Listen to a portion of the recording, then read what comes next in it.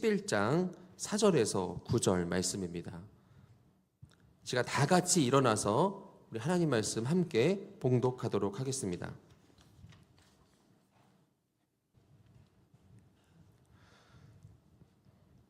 그들 중에 섞여 사는 다른 인종들이 탐욕을 품음에 이스라엘 자손도 다시 울며 이르되 누가 우리에게 고기를 주어 먹게 하랴. 우리가 애굽에 있을 때에는 값없이 생선과 오이와 참외와 부추와 파와 마늘들을 먹은 것이 생각나거늘 이제는 우리의 기력이 다하여 이 만나 외에는 보이는 것이 아무것도 없도다 하니 만나는 가시와 같고 모양은 진주와 같은 것이라. 백성이 두루다니며 그것을 거두어 맷돌에 갈기도 하며 절구에 찢기도 하고 가마에 삶기도 하여 과자를 만들었으니 그 맛이 기름 섞은 과자 맛 같았더라. 밤에 이슬이 진영에 내릴 때에 만나도 함께 내렸더라. 아멘. 자리에 앉아주시기 바랍니다. 이 시간 말씀 전해주실 박재민 전도사님은 저희 화평교회에서 3강역과 유초동부를 섬기고 계십니다. 이 시간 오이와 참외라는 말씀 제목으로 이제 말씀 전해주실 텐데요. 제목부터 엄청 기대가 되는 말씀인 것 같습니다. 우리 전도사님 통해서 하나님 말씀 선포될 때에 우리 주님의 세미한 음성 듣는 복된 시간 되기를 소망합니다. 오늘 우리가 함께 읽은 성경 민수기는 출애굽한 백성들이 애굽 군대를 따돌리고 홍해를 지나 본격적으로 광야의 길로 들어가는 시기의 내용입니다. 특히 민수기 11장은 광야의 초입부에 있는 부분이고 이스라엘 백성이 하나님의 주권적인 의지와 능력으로 당시 최강의 힘을 자랑하고 있던 파라오의 손아귀에서 벗어났음은 지금 현대의 역사적인 의미로 살펴봐도 굉장히 놀라운 일이었습니다. 이스라엘 백성은 라암셋을 벗어나 숲곳에 잠시 머무르다가 이후에 50일 정도를 걸어가서 시내산에 도착을 합니다. 그리고 이 시내산에서 1년이 조금 넘게 머물죠. 그리고 이 시내산에서 하나님께서는 모세를 올라오라 하고 그곳에서 십계명도 주시고 앞으로 이스라엘 백성이 광야로 나와서 애굽을 벗어나서 어떻게 살아가야 될지에 대한 전반적인 모든 법과 규율과 율법을 알려주십니다. 이 산은 하나님의 임재가 너무 강력하게 내려와 있었기에 모세 외에는 그 누구도 그곳에 올라갈 수 없었으며 애굽에서 나온 이스라엘 백성에게 안전한 하나님의 임재가 너무나도 강력하게 임해서 그 누구도 그 산 아래에 거하고 있는 민족을 건드릴 수 없는 그러한 상태에서 시내산에 1년 넘게 머물렀던 것이죠. 이곳에서 하나님께서는 여러 가지를 가르쳐 주셨습니다. 제사를 드리는 방법, 성막을 짓고 성막을 옮기는 방법, 유월절을 지키는 방법, 성전에서 일할 나시린에 대한 규례, 그리고 200만 명이 넘는 이 백성을 일제히 움직였다가 멈췄다가 또 움직였다가 멈췄다가 전쟁했다가 물러났다가 이렇게 통제할 수 있을 만한 은나팔의 법칙, 이런 자세한 것까지 하나님께서는 언약궤 다루는 것, 각 지파별의 임무와 역할과 족속의 임무들, 모든 것들을 이 시내산에서 먼저 알려주시고 모세를 내려보내십니다. 하나님께서는 이제 애굽의 방식이 아니라 하나님의 방식을 알려주고 있는 것이 이 민수기의 내용인 것입니다. 이스라엘 백성은 하나님의 백성으로 어떻게 살아야 하는지를 그곳에서 배웠으며 모세의 손에는 십계명이 들려 있었습니다. 그리고 라암셋을 벗어나 숲곳에 잠시 머물렀을 때부터 이스라엘 백성에게 따라오던 것이 있었습니다. 무엇이죠? 구름기둥과 불기둥. 구름기둥과 불기둥이 숲곳에서부터 계속 따라오고 있었습니다. 이제 모든 준비가 끝난 것입니다. 이스라엘 백성은 전열을 가다듬고 하나님께서 이제 보내실 약속의 땅, 그 가나안을 향해 출발합니다. 강력한 파라오를 이겨내고 위대한 하나님의 백성의 행렬이 쭉 위풍당당 이어지는 거죠. 주변의 모든 국가와 민족들이 이 백성을 주목합니다.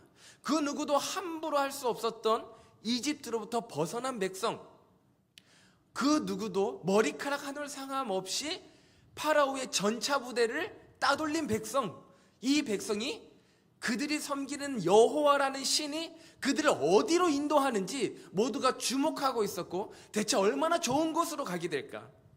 그들을 그렇게 안전하게 인도해내신 하나님이라면, 태양신 라보다 더 위대한 하나님이시라면 반드시 사람이 생각할 수 없는 엄청 좋은 곳으로 그들을 인도하시겠지.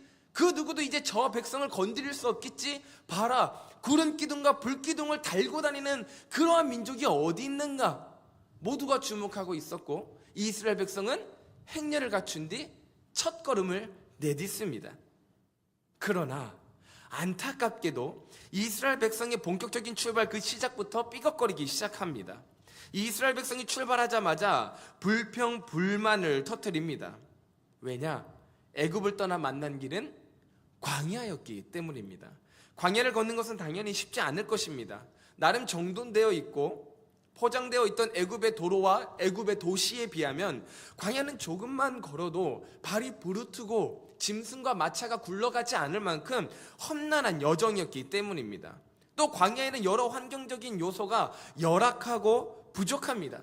물이 없고요, 식량이 없습니다. 날씨와 바람도 친절하지 않습니다. 이에 백성은 출발하자마자 불평을 내뱉었고, 하나님께서는 이를 안 좋게 여겨 진노하십니다. 그래서 하나님께서는 이제 막 출발한, 이제 막 약속의 땅에 가겠다고 하는 그 이스라엘 백성이 드디어 전열을 가다듬은 그 백성에게 벌을 내리시죠. 진영의 끝을 불로 사르십니다. 우리가 읽지는 않았지만 11장 1절부터 3절까지 나타나는 장면입니다. 여호와께서 들으시기에 백성이 악한 말로 원망하매 여호와께서 들으시고 진노하사 여호와의 불을 그들 중에 붙여서 진영 끝을 사르게 하시매. 여기서도 우리가 살펴볼 수 있는 것은 하나님의 자비와 하나님의 심판의 의도입니다. 진영의 끝 가장자리만 불로 태우셔서 그들의 본진, 그들의 삶의 주거지를 태우시는 것이 아니라 진영의 끝자락만 태우셔서 너희 경고야, 너희 빨간불이야, 너희 주의해야 되라는 하나님이 그들을 돌이키시고자 하시는, 그들을 정말 쳐서 멸하시고자 함이 아니라 그들에게 하나님의 마음과 의도와 뜻을 알려주시기 위한 정도의 벌을 내리신다라는 거죠. 그 진영의 끝에, 그 가장자리에 불이 붙자 백성들이 아우성을 치죠. 그리고 모세를 향하여 도와달라 얘기를 합니다. 당연히 모세는 이스라엘 백성을 대표로 하여서 하나님께 자비와 기도를 드리죠. 간구하죠. 하나님께서는 그 응답을, 그 기도를 들으시고 그 불을 꺼주십니다. 그리고 그곳 이름을 다베라라 불렀으니 이는 여호와의 불이 그들 중에 붙은 까닭이었더라 라고 나와 있습니다. 이 다베라의 사건을 경험을 하게 된 이스라엘 백성은 이제 우리가 하나님께 불평 불만을 하면 안 되겠구나 라는 생각을 해야 되는 것이 우리가 성경을 보는 독자의 입장에서 너무나도 쉽고 당연한 이야기일 것입니다. 그런데 우리는 여기서 잠시 생각해야 할 것이 있습니다. 분명 이스라엘 백성은 애굽을 벗어났으니 이제 고생 끝, 행복 시작이라고 생각했을 것입니다. 지긋지긋했던 노예 생활을 청산하고 이제는 풍족하고 아무도 나를 때리지 않고 구박하지 않는, 극심한 노역을 부여하지 않는 풍족하고 자유로운 삶이 있을 것이라 생각했습니다. 그러나 출애굽 후에 들어간 곳은 가나안이었습니까? 가나안이 아닙니다. 출애굽했더니 마주한 곳은 어디입니까? 광야입니다.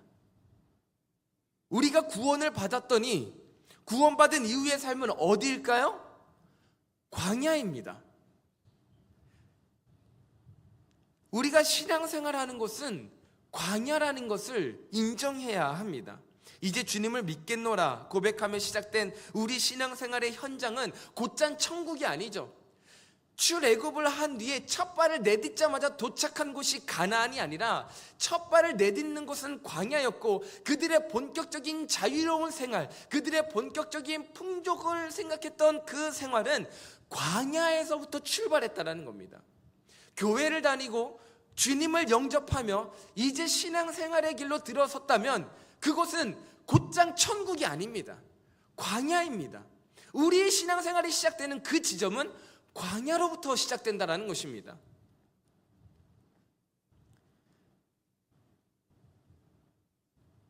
하나님과 그리고 이 하나님의 백성에게 있어서 이 광야는 아주 중요한 곳입니다.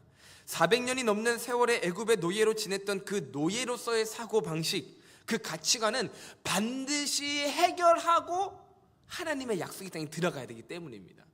이 부분이 하나님께서 광야를 허락하신 부분일 것입니다. 400년이 넘는 시간 동안 노예로 살았기 때문에 노예의 근성, 노예의 습성, 노예의 사고방식, 이집트 파라오가 던져주는 음식, 파라오가 던져주는 그 휴식과 모든 복지에 맞들려 있는, 거기에 길들여져 있는 이 이스라엘 백성을 어떻게든 그들의 가치관을 뜯어 고쳐야 하는, 해결해야 하는 숙제가 하나님께는 있었던 것이며, 하나님은 이 숙제를 해결하기 위하여서 광야로 그들을 내몰았다라는 것입니다. 광야가 없이는 이스라엘 백성은 결코 하나님의 소유, 하나님의 제사장된 백성, 거룩한 나라가 될 수 없는 것입니다. 출애굽하며 만난 광야는 분명 불편한 곳이 맞습니다. 광야는 이것도 없고 저것도 없고 안전하지 않으며 외롭고 황량한 곳이 맞습니다. 하나님께서는 그러한 곳으로 출애굽 백성, 이스라엘 백성을 내모시는 겁니다. 적과 꿀이 흐르는 가나안 땅이 아니라 시내산으로, 가데스 바네아로, 그 넓은 바란 광야로 계속해서 보내시는 겁니다. 교회를 다니면, 예수를 믿으면, 응답을 받으면, 주님이 나와 함께 하신다라는 소망과 확신이 들기 시작했으면 더 나아질 줄 알았는데, 더 환경과 나의 형편이 좋아질 줄 알았는데, 광야를 만난다라는 것을 우리는 기억해야 할 것입니다. 광야, 그곳에 주님이 계십니다. 그곳에 비로소 하나님의 백성으로 거듭나는 과정이 있습니다. 우리는 모두 알고 있지 않습니까? 어찌 이 과정이 없이 살아계신 하나님을 우리가 안다고 할 수 있습니까? 그분과 친밀한 관계에 놓인 내가 그분의 자녀다라고 말할 수 있으려면 광야의 하나님을 거쳐야 되는 것 아닙니까?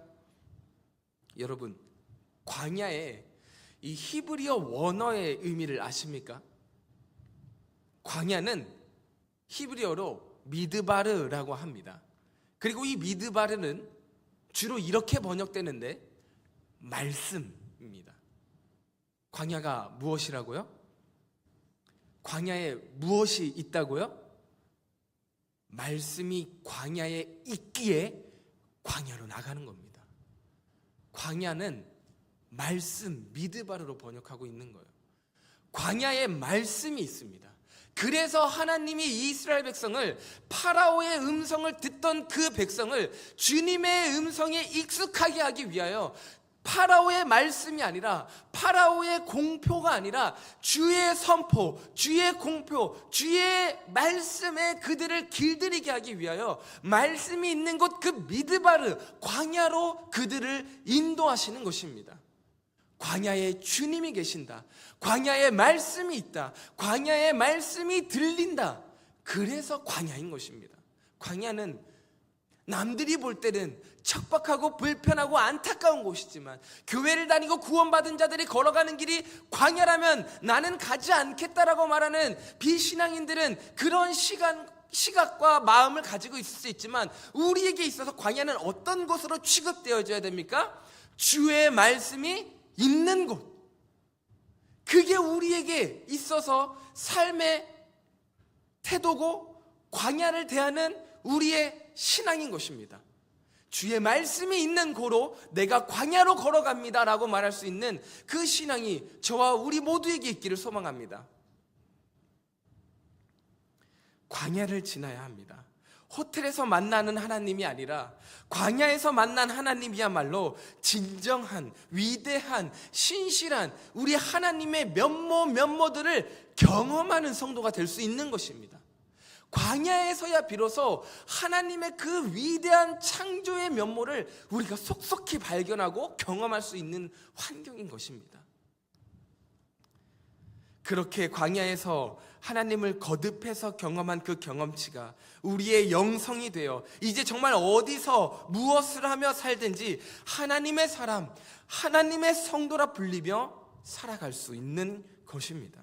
그러니 하나님께서 어찌 애굽을 떠나 하나님의 백성이 되기로 한 우리를 광야로 내몰지 않으실 수 있겠습니까? 사랑의 하나님이 어찌 사랑하는 자녀로 하여금 광야를 생략하실 수 있겠습니까? 그곳에 하나님의 말씀이 있으니 생략하실 수 없는 것입니다. 근데 이 광야의 진정한 의미와 의도를 알 도리가 없는 이스라엘 백성은 광야길부터 실망스러운 모습을 보여주게 되는 것이죠. 앞서 제가 잠시 살펴드렸던 이 다베라 사건으로부터 또 얼마 지나지 않아 겨우 한 절 만에 사건이 또 발생합니다.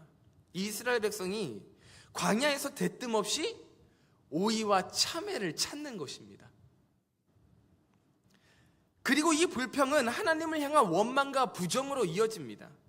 또다시 하나님께서는 다베라 사건과 같이 그들을 벌하여 교정하는 방법, 벌하시는 방법을 쓸 수밖에 없는 상황이 오게 되는 것이죠. 그런데 잘 보면 이스라엘의 문제를 일으키는 이들은 따로 있다는 것을 우리는 발견할 수 있습니다. 이들은 아브라함의 정통 후손들이 아닌 자들입니다. 우리가 함께 읽었던 성경 4절입니다. 4절을 한번 보면은 그들 중에 섞여 사는 다른 인종들이 탐욕을 품음에 이스라엘 자손도 다시 울며 이르되 누가 우리에게 고기를 주어 먹게 하랴라고 불평 불만을 하기 시작합니다. 근데 여기서 주목해야 될 점은 노란 글씨죠. 섞여 사는 다른 인종이라는 겁니다. 이들은 아브라함의 전통 후손이 아닌 자들입니다. 이들은 출애굽 당시 이스라엘 백성과 함께 빠져나온 이방 노예들입니다.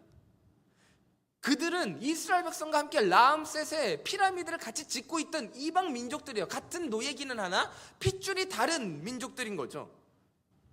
이들은 이스라엘 백성이 애굽에서 빠져나올 때 같이 나왔어요. 그리고 하나님의 백성의 표징인 할례를 같이 받음으로 동행을 허락받습니다. 할례를 받으면 따라와도 된다가 되어서 같이 출애굽을 한 이방 백성들입니다. 이들은 공식적으로 이스라엘 백성이 12지파의 본진에 소속되지 못합니다. 할례를 받긴 했으나 동행이 허락됐으나 이스라엘 백성이 아니라는 거죠. 각 지파에 붙어서 식객 노릇을 하며 생존하고 있을 뿐입니다. 그러므로 이들은 당연히 하나님의 백성 이스라엘이라는 민족적 자긍심이 없고 아브라함으로부터 대대로 내려오는 하나님의 백성이라는 그 약속과 축복, 야훼의 신앙, 언약의 백성이라는 그런 의식이, 그런 신앙이, 그런 태도가 전혀 없는 자들입니다. 뿐만 아니라 약속에 대한 하나님의 비전, 하나님의 명령, 하나님의 소망에도 별 관심이 없는 자들이라는 겁니다. 전혀 거기에 고무되지 않고 공감되지 않고 소망으로 와닿지 않는 자들이 이 섞여 있는 다른 인종들입니다. 사명감이 없습니다. 충성심이 없어요. 순종하고자 하는 어떤 목적의식이 없는 자들입니다. 그저 이스라엘 백성 등에 올라타서 애굽의 폭력과 압제로부터 같이 벗어나고 싶었을 뿐입니다. 그런데 웬걸 따라와 보니 좋은 곳 간다고 했는데, 분명 좋은 곳에서 막 약속의 땅에서 맛있는 거 먹으면서 산다고 했는데 따라와 보니 어딥니까? 광야인 거예요. 망했습니다. 참외와 오이보다 더 좋은 것들이 있을 줄 알았는데 이스라엘 백성 저들을 따라가면 파라오의 손에 벗어나서 이제 노예로부터 해방되어 유토피아와 같은 그 신의 약속의 땅인 그곳에 간다 했는데 광야만 가는 거예요. 바란 광야를 벗어나지를 않는 겁니다. 그러니 이들의 불만이 얼마나 컸겠습니까? 누가 따라오라 하진 않았잖아요. 본인들이 벗어나고자 이스라엘 백성의 틈에 섞여서 그들의 마차에 함께 올라타서 벗어난 것, 탈출한 것 아닙니까? 그런데 불평이 극심한 거예요. 억울한 거예요, 괜히. 좀 더 잘 살기 위해 하나님을 선택했을 뿐 하나님을 위한 어떤 충성심도 어떤 헌신도 가지지 않는 분명한 한계점을 지닌 자들이었다라는 것입니다. 자신들의 목숨과 팔자 한번 고쳐보기 위해 나온 자들이라 염치가 없고요. 아까 4절에 뭐라 나와 있어요? 탐욕스러운 자들이다. 어떻게 하면 더 잘 먹고 잘 살까? 어떻게 하면 지금보다 내 삶이 안전하고 평안하며 행복할까? 이게 그들이 하나님을 선택한 기준이었습니다. 이게 그들이 하나님을 따라 나온 목적이었습니다. 영적인 비전이 하나도 없이 그저 살아가는 이 땅의 모든 중점을 걸어둔 자들, 언제든지 상황에 따라 얍삽하게 움직이는 기회주의자들에 불과해야 했습니다. 바로 이런 사람들이 이스라엘 백성 사이사이에 지금 끼어들어서 불평을 일으키고 탐욕을 일으키고 오이와 참외, 여러분 광야에서 오이와 참외가 웬 말이겠습니까? 그러한 것들을 부추기고 있는 겁니다. 이스라엘 백성의 광야 생활을 우리가 읽어봐서 알겠지만 그들이 얼마나 목이 뻣뻣하게 굳은 백성인지, 정말 하나님께서 놀라운 기적과 이적으로 그들을 다스리심에도 불구하고 또 불평한다고, 또 불순종한다고, 이스라엘 백성의 이 광야, 이 민수기를 읽으면 우리 마음이 막 답답하잖아요. 근데 그게 어떤 모습이죠? 사실 내 모습과 점점 나이가 들수록 비슷해져 가는 건 왜일까요? 그래서 성경에 나타나는 이스라엘 백성이 남같지가 않은 거죠. 내 얘기 같은 거죠. 이게 가난한 심령을 가진 자들인 줄로 믿습니다.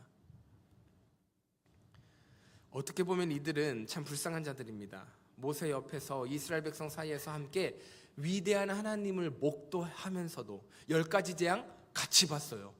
그 위대한 홍해에 지나는 그 대망의 장면 같이 걸었어요. 좌우에 있는 구름기둥, 불기둥, 낮과 밤 같이 보고 있어요. 그런데도 이들은 믿음이 생기지 않는 자들이에요. 그런데도 이들은 예수가 소망이 안 되는 자들이에요. 같이 예배를 드려도, 같은 성경을 보아도, 같은 말씀을 들어도 믿음이 생기지 않는 자들이라는 것입니다. 너무나도 불쌍하고 안타까운 자들입니다. 여기서 또 한 가지 우리가 주목해 볼 표현이 하나 있는데 5절입니다. 우리가 애굽에 있을 때에는 값없이라고 또 나와 있어요. 애굽에 있을 때를 회상하는 것, 그리고 값없다라는 이 단어, 우리가 다 알고 있는 내용입니다. 굉장히 왜곡된 표현입니다. 그들은 람세스의 피라미드를 짓던 노예 시절 장렬하는 태양 아래서 아무런 안정장비나 대책 없이 목숨을 내놓고 중노동을 했었습니다. 하루에도 이웃집 이스라엘 백성들이 수십 명씩 불구가 되거나 죽는 고역을 행하던 게 이 노예 시절이에요. 그러다가 어쩌다 한두 번씩 얻어낸 음식이 이 오이와 참외인 것이에요. 고기인 것이에요. 부추와 파와 마늘인 것이에요. 어쩌다가 그 위험한 노역을 행하다가 이웃집 옆집에 그 김씨가 어제 벽돌에 다리가 깔려서 불구가 됐다더라. 이 이야기가 비일비재하게 들리던 그 시절 가운데 어찌 값없이라는 표현이 들어갈 수 있겠습니까? 지금 속이고 있는 거예요. 옛날에 그 과거의 회상을 그때 살기 좋았지, 그때 그나마 괜찮았지를 떠올리는 거예요.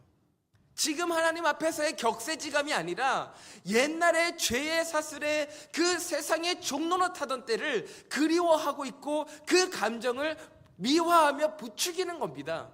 근데 이스라엘 백성들이 아직 이 광야의 수업을 다 받지 않은 터라 이들의 말에 함께 동조하는 거죠. 공감하는 거죠. 아, 맞아, 그때 힘들긴 했지만 오이와 참외 먹었어.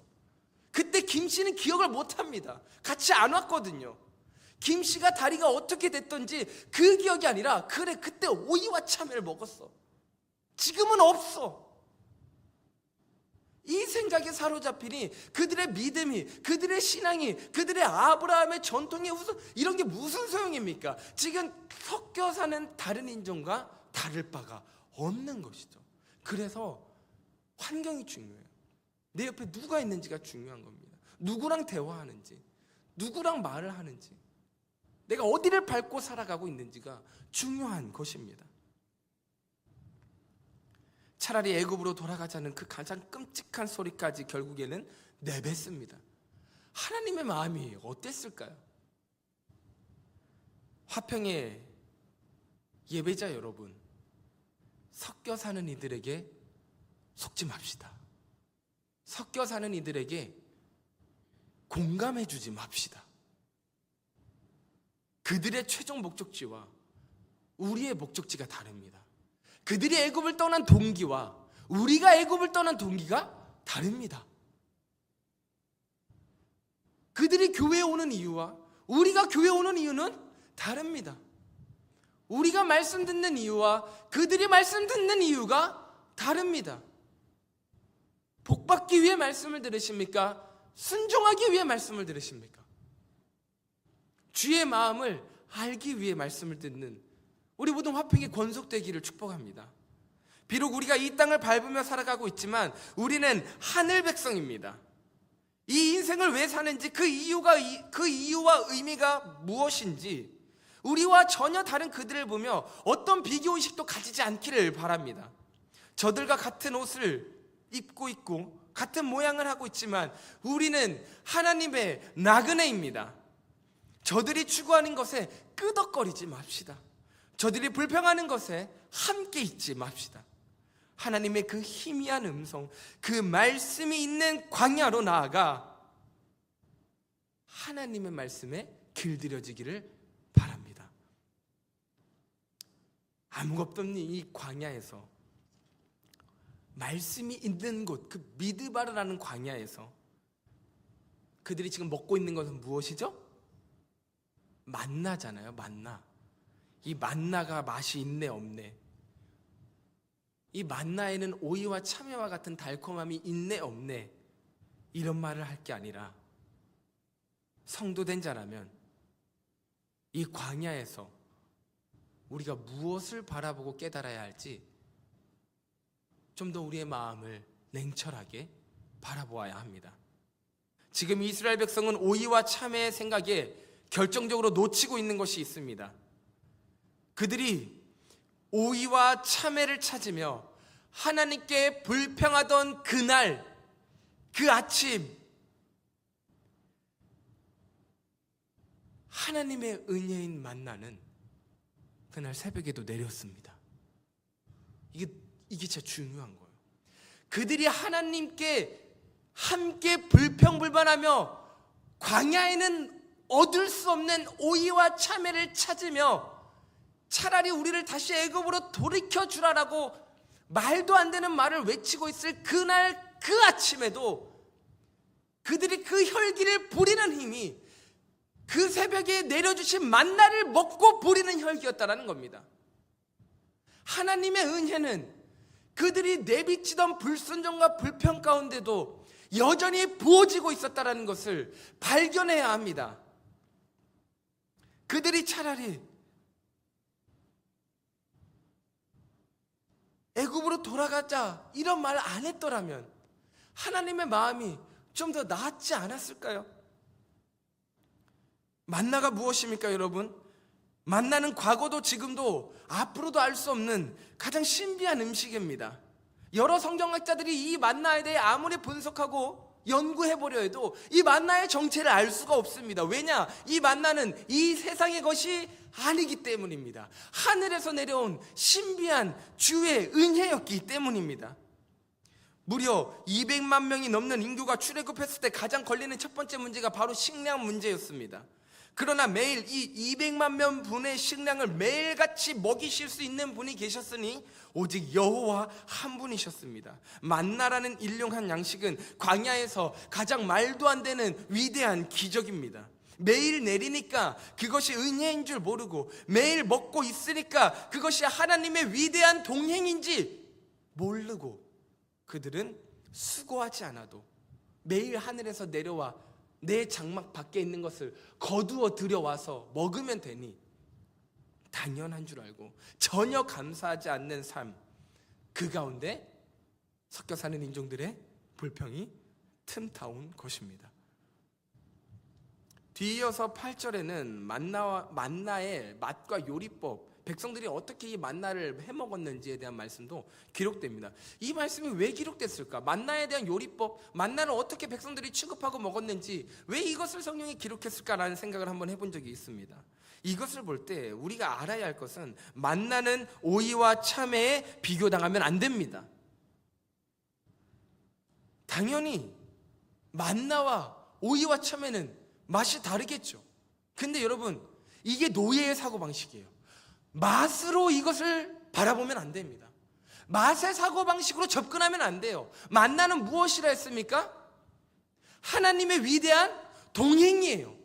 내가 오늘 아침에도 너희의 입을 것과 먹을 것을 책임져주는 여호와다라는 의미가 만나예요. 만나는 음식 그 이상의 의미를 가진 겁니다. 40년 광야 생활 동안 그들의 신발과 옷이 해지 않았다라는 그 40년 동안 속옷도 닳지 않았다라는 그 하나님의 동행하심이 40년 동안 매일 아침 200인분의 식량을 베풀어 주시는 하나님, 이게 만나의 의미지.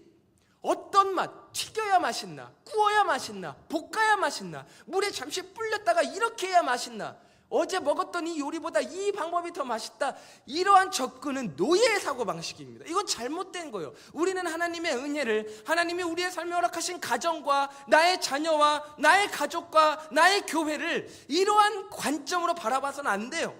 맛으로, 멋으로, 성공으로, 이런 세상의 잣대와 사고방식으로 영적인 것을 취급하지 마시기 바랍니다.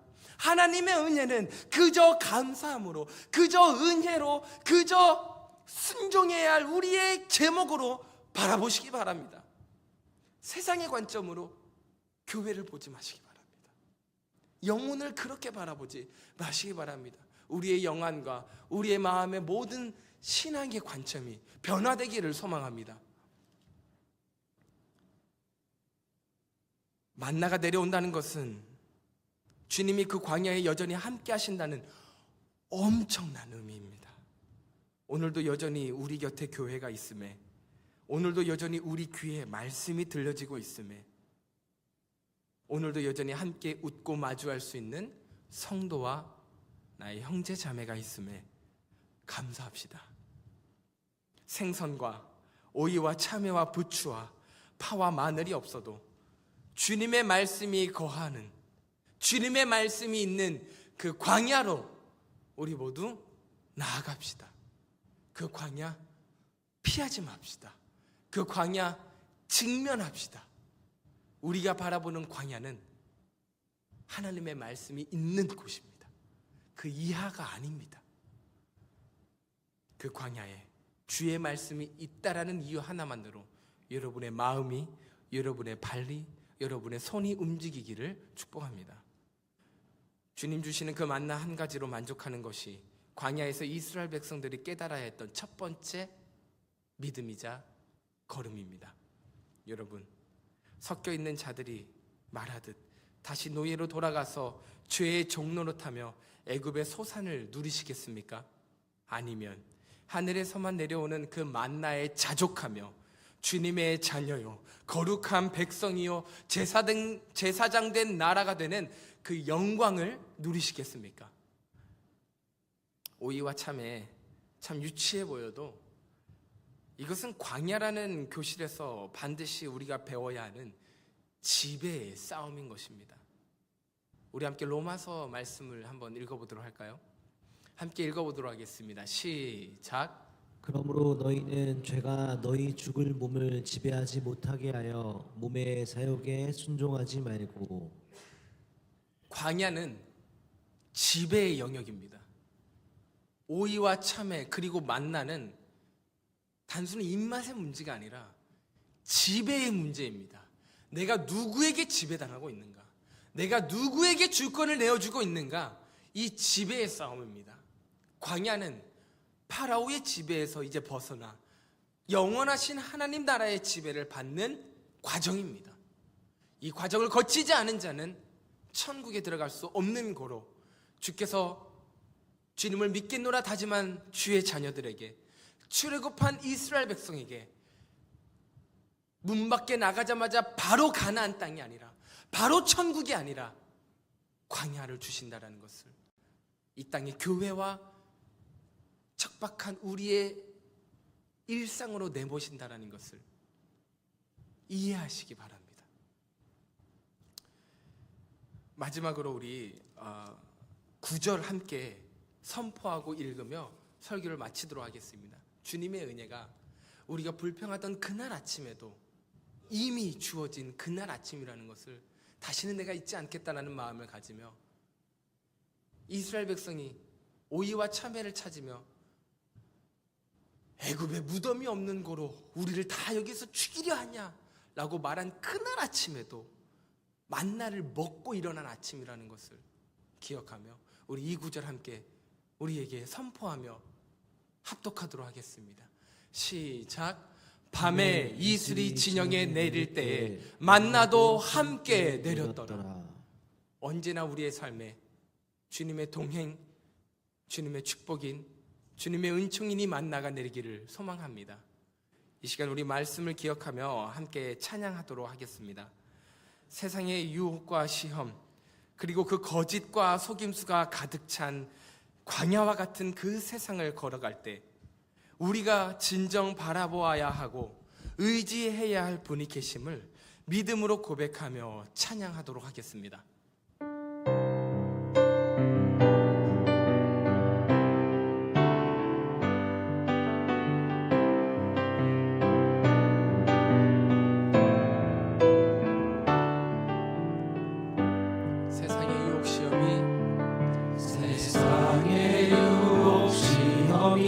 내게 몰려올 때에 나의 힘으론 그것들 모두 이길 수 없네. 거대한 폭풍 가운데 위축된 나의 영혼 어찌할 바를 몰라 헤매이고 있을 때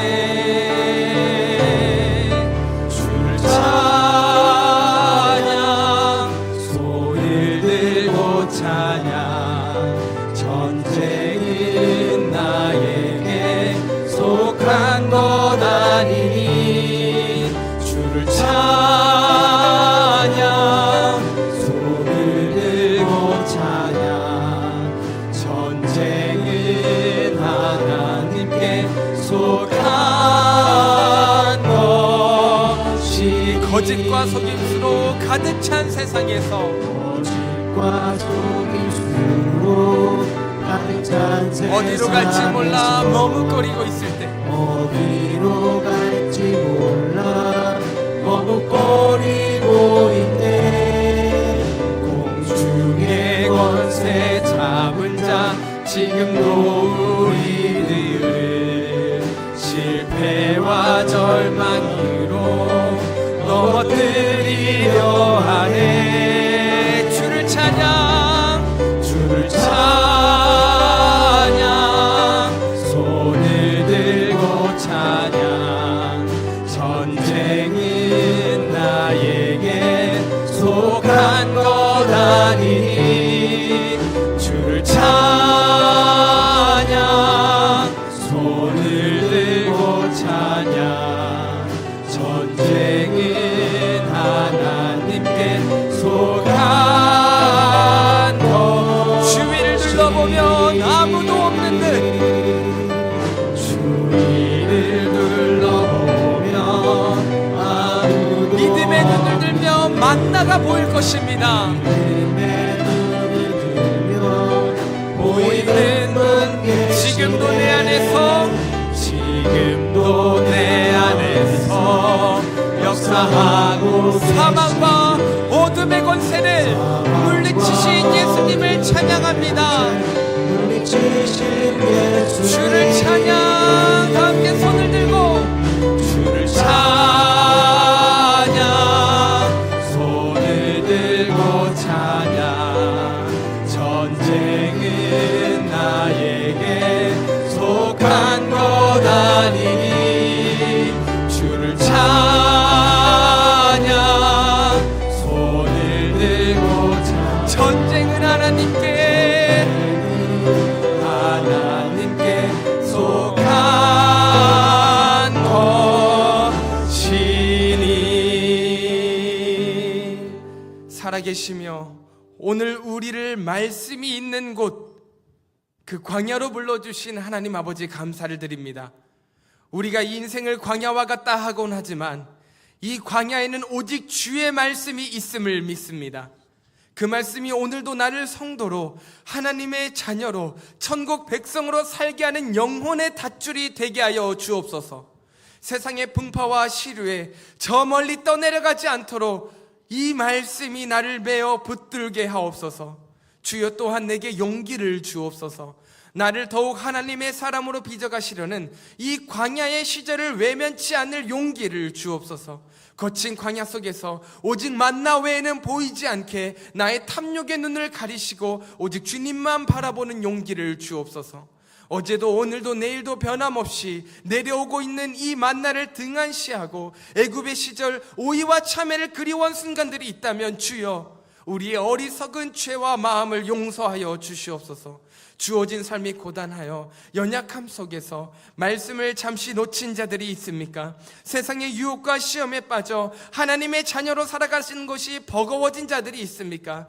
주님, 연약한 우리를 긍휼히 여겨 주시옵소서. 그 광야의 여정을 능히 감당할 힘과 체력과 우리의 형편 그리고 믿음을 충만하게 부어 주시옵소서. 아버지, 나의 육신과 마음 그리고 사랑하는 가족들 중에 오랜 시간 괴롭게 하고 있는 질병과 멍해가 있는 자들도 있습니다.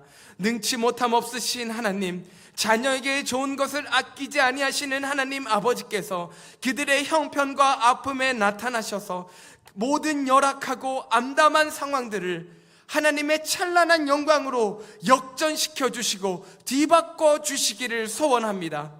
진정한 회복과 완치가 주를 사모하는 이 예배 속에서 일어나게 하여 주시옵소서. 우리를 구원하신 예수님의 이름으로 기도드립니다.